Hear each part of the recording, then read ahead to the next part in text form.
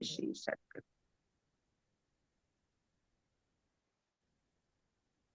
बोलिए श्री प्राणनाथ प्यारे की जय। बोलिए श्री सतगुरु महाराज की जय। धाम के धनी आपकी सदा।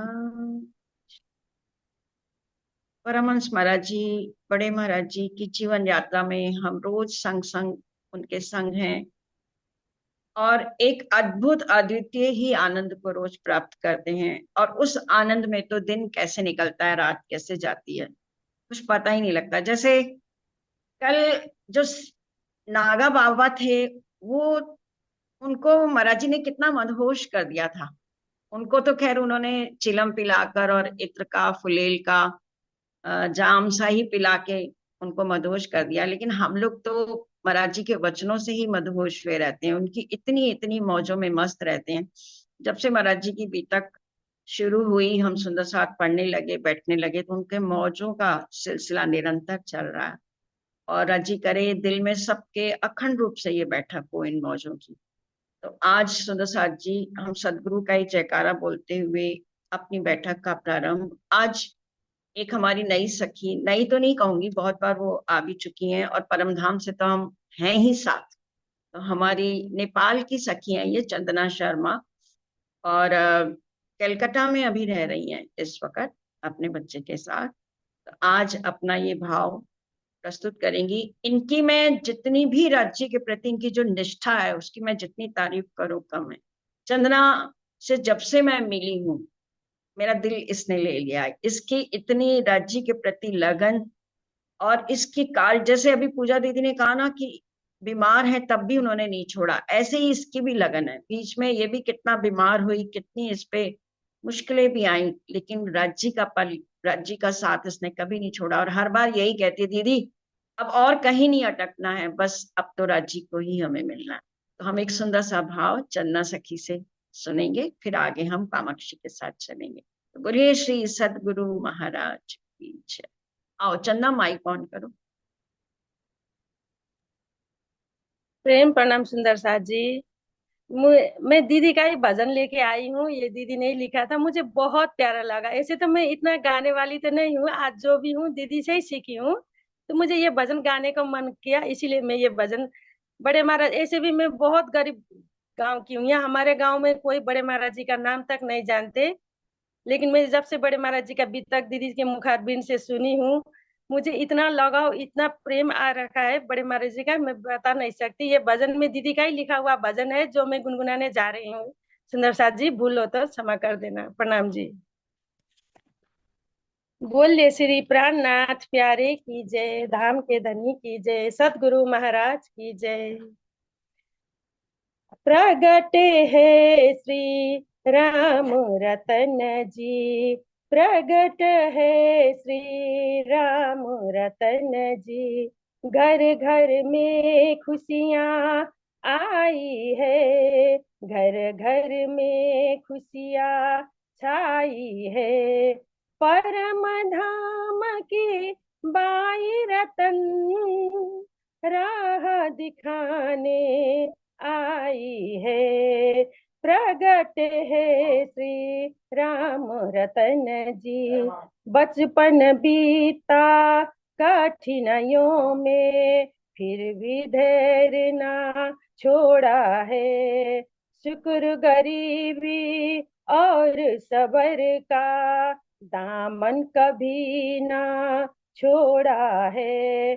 शुक्र गरीबी और सबर का दामन कभी ना छोड़ा है। सतगुरु चरण का आसरा लेकर जगत जाना सारा काफुर। परम धाम की बाई रतन राह दिखाने आई है।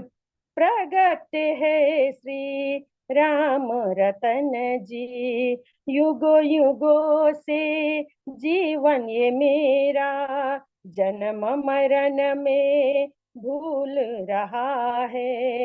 युगो युगो से जीवन ये मेरा, जन्म मरण में भूल रहा है, कहाँ से आया कहाँ है जाना, किसी की खोज में तड़प रहा है।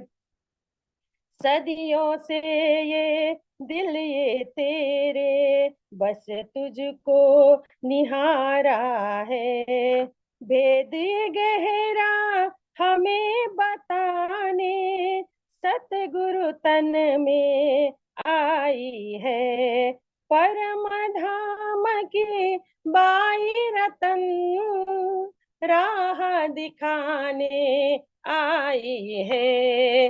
अब न रहा कोई चाहत ना कोई उम्मीद, अब न रहा कोई चाहत ना कोई उम्मीद, दिल में मेरे बस तुम आ जाओ, कायम कर दो मुझको, कायम की लीला ये करने हमारी खातिर आई है, परम धाम की बाई रतन राह दिखाने आई है, प्रगट है श्री राम रतन जी, प्रगट है श्री राम रतन जी, प्रगट है श्री राम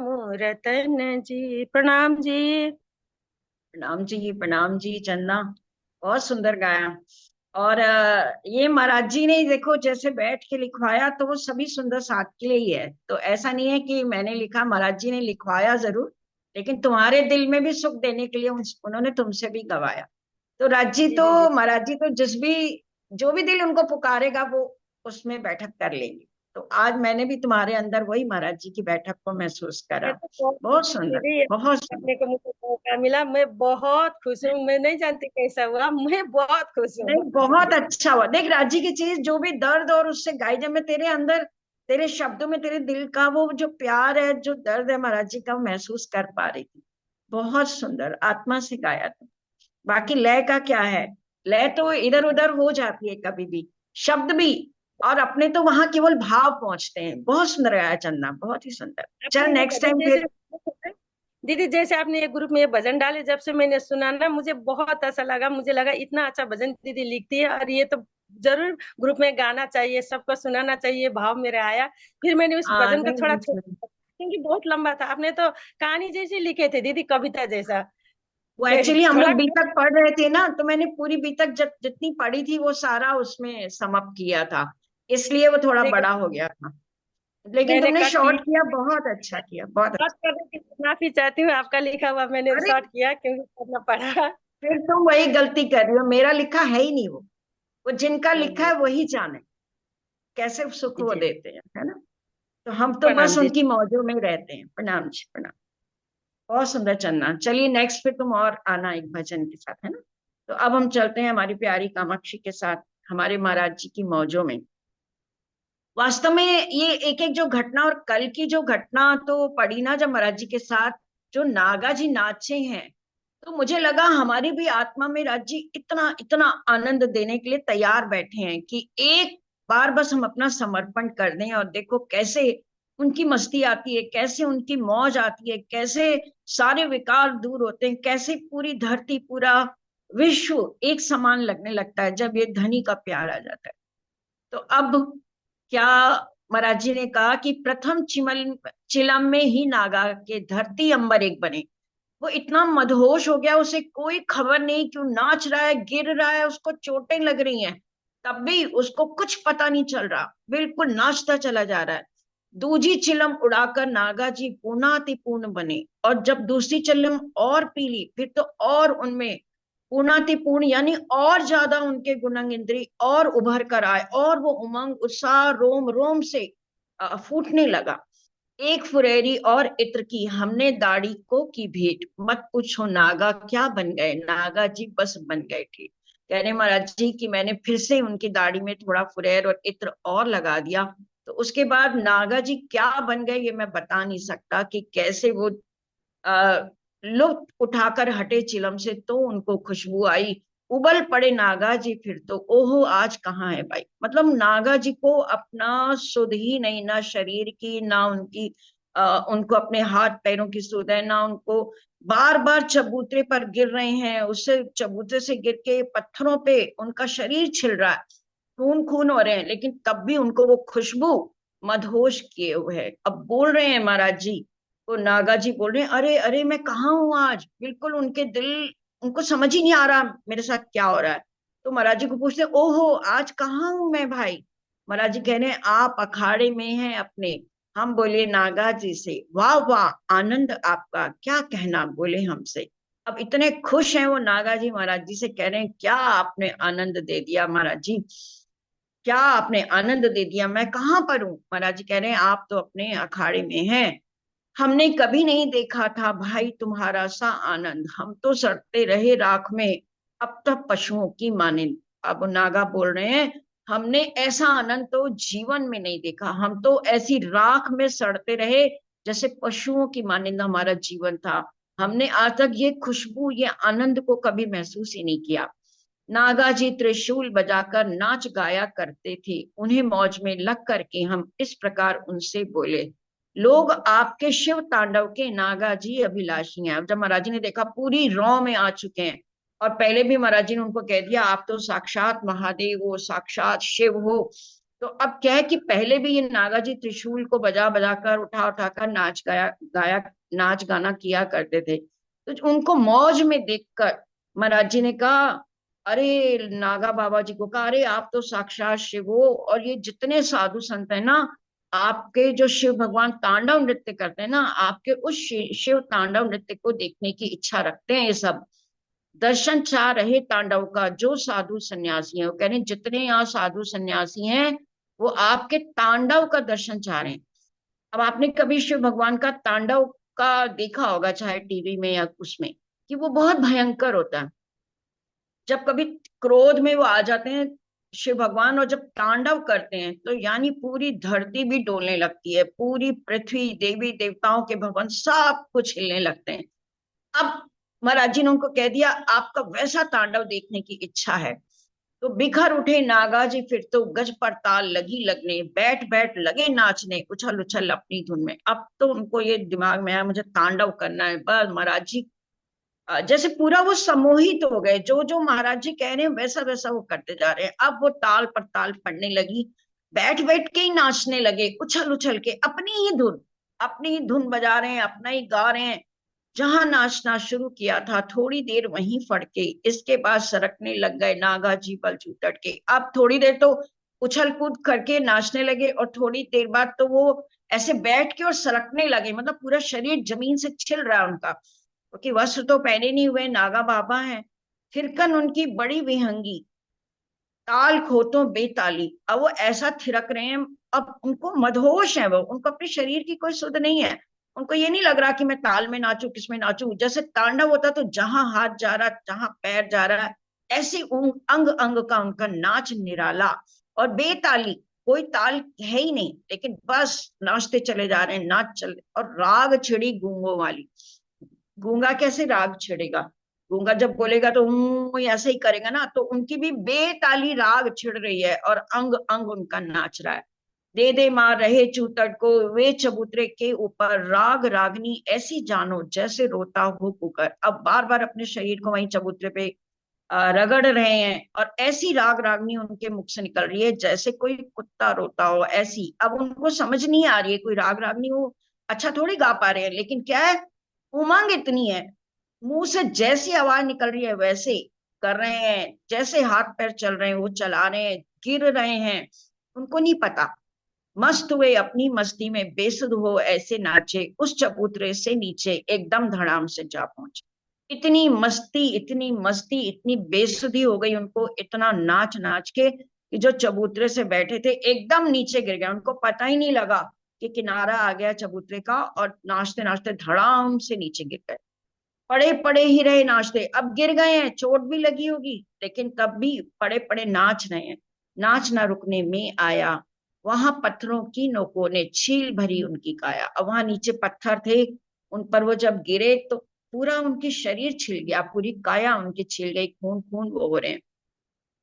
नागा घायल हुए, यहाँ जब लोग लगे, अब वो घायल हो गए, उनको खून खून निकलने लगा। तब लोग उनसे कह रहे महाराज जी से कि शांत करो महाराज इसे, नहीं तो मर जाएगा छिल छिल के। ये महाराज जी, आपने इनका कैसा आवेश दे दिया, कैसे आपने इनको कह दिया कि ये तो थमने का ही नाम नहीं ले रहे। आप इनको शांत करिए, आप इनके हृदय को शांत करिए, इनके इस उमंग को शांत करिए, नहीं तो ये ऐसे ही छिल छिल के मर जाएंगे।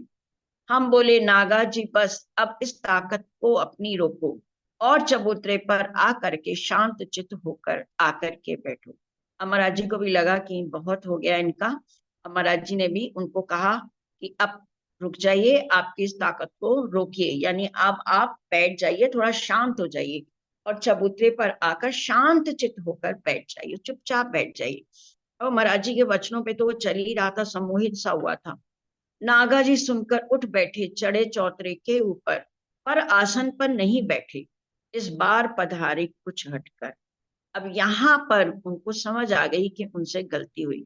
अभी तक जिस आसन को हटाने की बात करते थे, जिस आसन को रोज कह जाते थे कि आज ये आसन हटा लो, नहीं तो मुझसे बुरा कोई नहीं होगा, आज उस आसन पे नहीं बैठे, जबकि महाराज जी कह रहे हैं आ जाओ यहाँ आसन पर बैठो, लेकिन आज वो उस आसन से कुछ हट कर बैठे।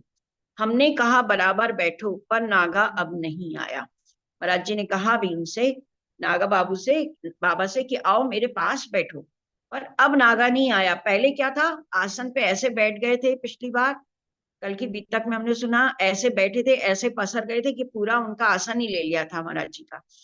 लेकिन आज कह रहे नहीं नहीं, मैं या वहां नहीं आ सकता।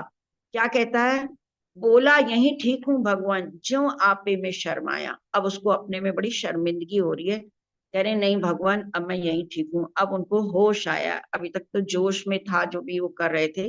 मुझसे चूक हुई थी पहले, मैंने तंग किया, आप उच्च हैं हमसे भगवान, यह अब हमने जान लिया। अब वो कह रहे हैं कि मुझसे बहुत बहुत चूक हो गई थी, जो मैंने आपको इतना परेशान किया। आप मुझसे कहीं कहीं उच्च अवस्था वाले महात्मा हैं, ये हमने जान लिया। हम बोले नागा जी यदि अब हुक्म आप कहें तो हम उठ जाएं। अब महाराज जी भी समझ गए कि इसको प्रायश्चित हो रहा है, तो महाराज जी कह रहे हैं कि नहीं नागा जी, अब आप हुक्म दो तो मैं अपना आसन उठा लूं, मैं यहाँ से उठ जाऊं। स्वयं उठा लेंगे आसन, अब हुक्म आप यदि दे दें, यदि आप मुझे हुक्म करेंगे तो मैं आसन खुद ही उठा लूंगा। अभी तक महाराज जी ये कह रहे थे कि मैं जो आसन डालता हूँ वो मैं अपने हाथों से नहीं उठाता, लेकिन अब जब वो महाराज जी के चरणों में आ गए हैं, तब अब महाराज जी भी कह रहे हैं कि नहीं यदि आप हुक्म करें तो मैं आसन अपना उठा लूंगा। हाथ जोड़कर क्षमा मांग ली, बोला क्षण की संगति में। अब नागा बाबा ने तुरंत ही हाथ जोड़े और क्षमा मांगी, क्षण भर में ही उनकी महाराज जी की संगति से कैसे वो बदल गया। जो आनंद दिखाया हमको मिला ना अब तक जीवन में, और कह रहा महाराज जी सो आपने मुझे जो आनंद महाराज जी दिखाया ना, जीवन भर मेरा जीवन बीत गया।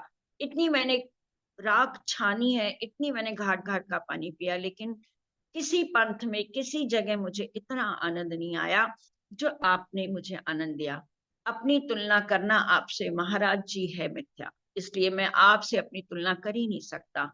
आपसे तुलना करना तो बहुत ही गलत है। आप ही हैं, हम ही हैं, भला आपसे तुलना क्या। आप ही हैं, यानी आपकी साहिबी मैंने देख ली, आपकी मैंने महिमा देख ली। आपसे मेरी कोई तुलना नहीं है, मेरे अंदर कुछ भी नहीं है। श्री सदगुरु की मेहर से नागा कर दिए ठीक। महाराज जी कह रहे हैं ये सदगुरु महाराज फिर सब ठीक किया उन्होंने। हर बार महाराज जी अपने सदगुरु को ही उसका श्रेय देते हैं, और सदगुरु की मेहर का उनका ही गुणगान कर रहे हैं कि मेहर से, अपने सदगुरु की मेहर से नागा को ठीक कर दिया। इज्जत से बैठे रहे आसन पर निर्भीक। महाराज जी बिना किसी डर के निर्भीक होकर अपने आसन पर बैठते हैं। गंगा सागर के मेले का पर्व निकट आ पहुंचा था। सेठ लक्ष्मी नारायण जो आकर के हमसे बोला था। अब वो गंगा सागर में मेला भरता था, तो उसका पर्व जो था वो आने वाला था। अब सेठ लक्ष्मी नारायण, वही जो कलकत्ता का सेठ था, महाराज जी को अपने यहाँ ले भी जाता था जिमाने के लिए, वो आकर बोला महाराज जी, बोले कितनी मूर्तियों के टिकट कटें। जितनी मूर्तियां हो अपनी गिनकर सारी बतला दो। अब वो कह रहे हैं गंगा सागर जाना है महाराज जी, तो आप बताइए कितने टिकट मैं बनवाऊं, यानी आपकी कितनी मूर्तियां, मतलब आपके कितने संगी साथी हैं, आप मुझे गिनकर बता दीजिए। हमने कहा सेठ जी अपना साथ बहुत हैगा इस वक्त, साधु सन्यासी वैरागी और प्रवाही सब हैं भक्त।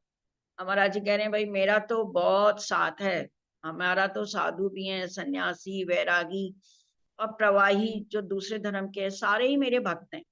आप कृपा रखें टिकटों की, हम अपने आप खरीदेंगे, जिसको जाना है मेले पर हर हालत में पहुंचेंगे। तो वो कहने लगे महाराज जी लक्ष्मण सेठ को कि भाई लक्ष्मी नारायण को कि आप कब तक टिकट बनवाएंगे, यहाँ कोई गिनती नहीं है, यहाँ तो मेला का मेला लगा है, तो कितनी मैं गिनती करवा दूं, आप इसके चक्कर में मत पड़िए, जिसको जाना होगा वो अपनी टिकट लेके खुद चला जाएगा। सेठ कहने लगा स्वामी जी आप फिक्र कुछ मत कीजिए, यात्रियों को गंगा सागर के केवल बतला दीजिए। हमने कहा अभी ठहरो, तो इस जहाज को जाने दो, जो अपने पैसों से जाए उन सबको छूट छट जाने दो। अब वहां जहाज से जाना होता था, गंगा सागर के अंदर टापू महल में टापू था, वहां पे वो मेला भरता था ना। तो महाराज जी को फिर उन्होंने पूछा कि नहीं नहीं आप केवल बता दीजिए, आप पैसों की फिक्र मत करिए। तो महाराज जी कहते हैं ठहरो, ऐसा करो ये जो जहाज लगा है इसको जाने दो, तो जिनके पास तो पैसा होगा वो चले ही जाएंगे, तो उन सबको छट जाने दो।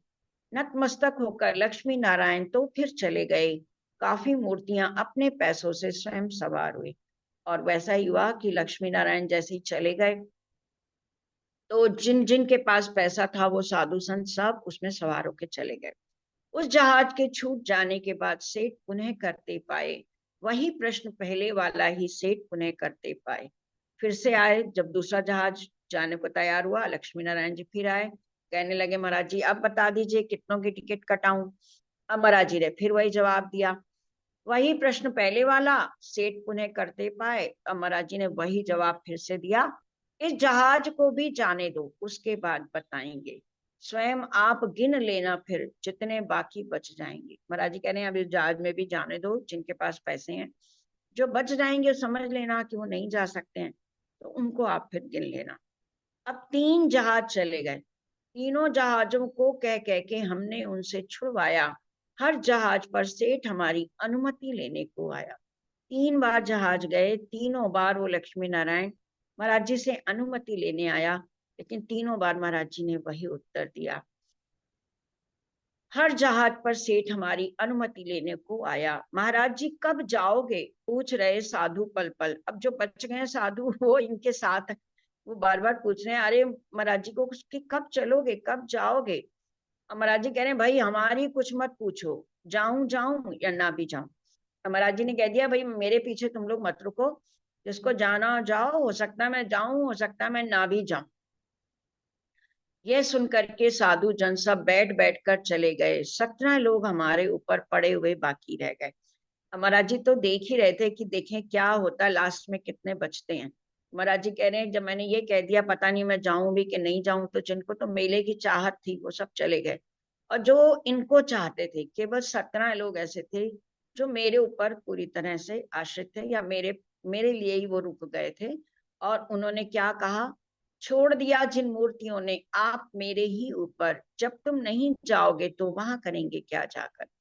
कुछ 17 लोग ऐसे बचे जिन्होंने कहा महाराज जी आप नहीं जाओगे तो हम मेले में जाके क्या करेंगे, क्योंकि हमारा सच्चा आनंद तो आपके साथ ही है।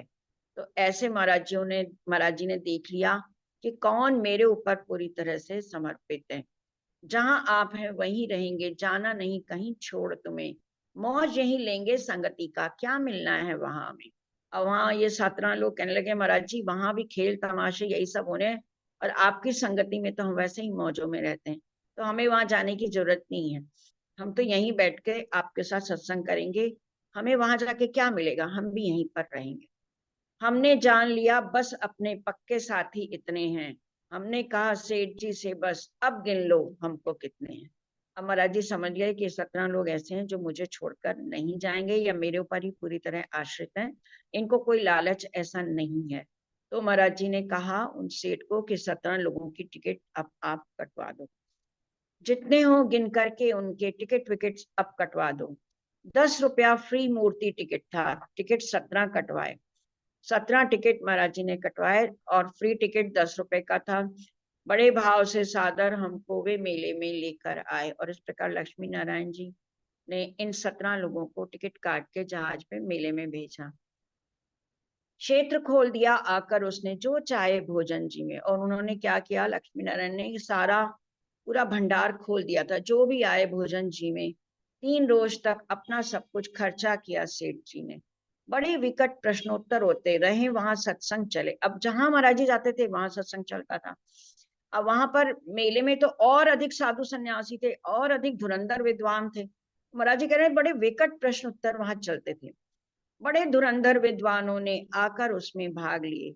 सभा लगी गंगा सागर के मेले पर अपनी भारी, सुनने का सत्संग बहुत एकत्र होते नर नारी। अब गंगा सागर के वहां भी महाराज जी की सभा लगने लगी, बहुत लोग आने लगे, सत्संग सुन के बहुत प्रभावित होने लगे, सब नर नारी इकट्ठे होने लगे। सेठ लक्ष्मी नारायण पर अपना बड़ा प्रभाव पड़ा। दिन दूना और रात चौगनी भक्ति भाव का रंग चढ़ा। अब लक्ष्मी नारायण तो इतने प्रभावित हो गए, ये भी कलकत्ता के ही थे और आज हमने कलकत्ता की सखी का ही भाव सुना भी है। ये सेठ लक्ष्मी नारायण पर इतना प्रभाव पड़ा कि दिन दूना और रात चौगनी उनका भक्ति भाव का रंग चढ़ता गया, बढ़ता गया। आंखें तो काफी खुल गई थी पहले ही सत्संगों में, लेकिन और खुली मेले के बाद विवाद प्रसंगों में। महाराज जी कह रहे हैं कि जब सत्संग होता है ना, जब हम कोई सत्संग ज्वाइन करते हैं या कभी वाणी चर्चा या कोई भी, तो हमारे भी मन के संशय हटते हैं। राजी महाराज हर हर किसी के दिल की जो चीज है, माया का जो भी पर्दा है, हर सखी के अंदर जो भी प्रश्न होता है, राज्य उसको समझ के उसका जवाब देते हैं। तो क्या होता है कि हमारी अंतर्दृष्टि खुलती है। जब हम वाणी का संग करते हैं, जब हम सत्संग का संग करते हैं, तो हमारी अंतर्दृष्टि भी खुलती है। तो महाराज जी कह रहे हैं कि उसकी आंखें तो पहले ही खुल चुकी थी सत्संग में, चूंकि वो आता ही था। लेकिन जो बाद में वाद विवाद होता है, बाद में लोग प्रश्न पूछते थे, महाराज जी उनका उत्तर देते थे, उससे और अधिक उनकी आत्म जागृति की ओर उन्होंने कदम बढ़ाया।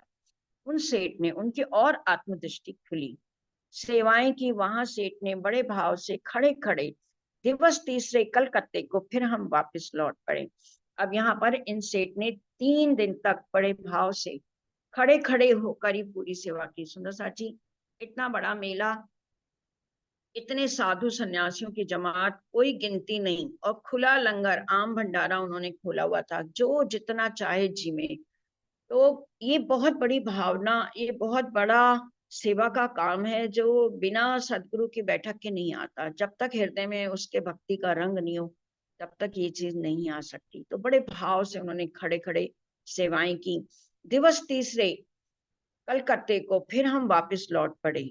सेठ लक्ष्मी नारायण को हुआ अटल विश्वास हम पर।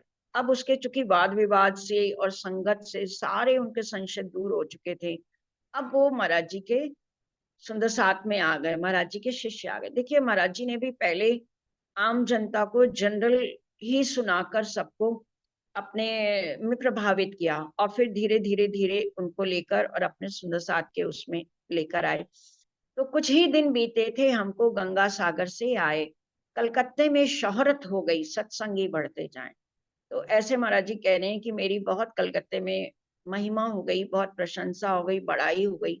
अब सत्संगी रोज बढ़ते चले जा रहे थे। एक रोज एक ठाकुर अपने सत्संग को सुनाने आया। सुनते रहे प्रेम से तब तक जब तक वचन न समाप्त हुआ। ये भी बहुत अच्छा सिखापन, सुंदर सिखापन महाराज जी का है कि रोज एक ठाकुर आए, वो अपना सत्संग सुनाने लगे। तो महाराज जी ने बड़े प्रेम से उनका सत्संग सुना, जब तक उनका वचन समाप्त नहीं हुआ, जब तक उन्होंने पूरी बात अपनी नहीं कर ली, जब तक उनका सत्संग समाप्त नहीं हुआ, महाराज जी ने उसको बड़े प्रेम से सुना। होते ही समाप्त सत्संग के बैठा आकर अपने पास हाथ जोड़कर बोला, हमसे करने लगा हृदय की बात। अब जैसे ही सत्संग समाप्त हुआ, महाराज जी के पास आकर बैठा और हाथ जोड़कर और महाराज जी से अपने दिल की बात कहने लगा कि महाराज जी हमको भी क्या अपने संग लगाओगे, क्या अपने पावन चरणों में स्थान हमें दे दोगे। अब वो महाराज जी के चरणों में आना चाहता था, वो घर बार छोड़कर महाराज जी के संग ही जाना चाहता था।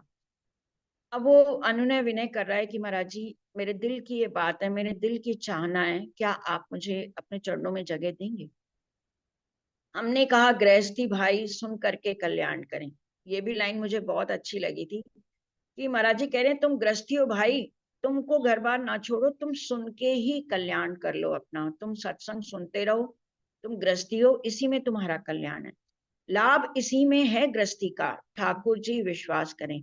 जो गृहस्थी व्यक्ति हैं वो सुनकर ही अपना कल्याण कर सकते हैं। ऐसा नहीं है कि हम लोग अगर कहीं जा नहीं सकते तो हमारा कल्याण नहीं होगा। हम यदि शुद्ध चित्त से उन वचनों को सुने और अपनी आत्मा में धारण करें तो हम भी पूरा लाभ उठा सकते हैं। महाराज जी ने कहा, तुम गृहस्थी हो, तुम्हारा लाभ इसी में है कि तुम सुनकर ही तुम्हारा कल्याण अपना करो। उसने आग्रह किया बहुत ही, पर हमने स्वीकृति नहीं दी।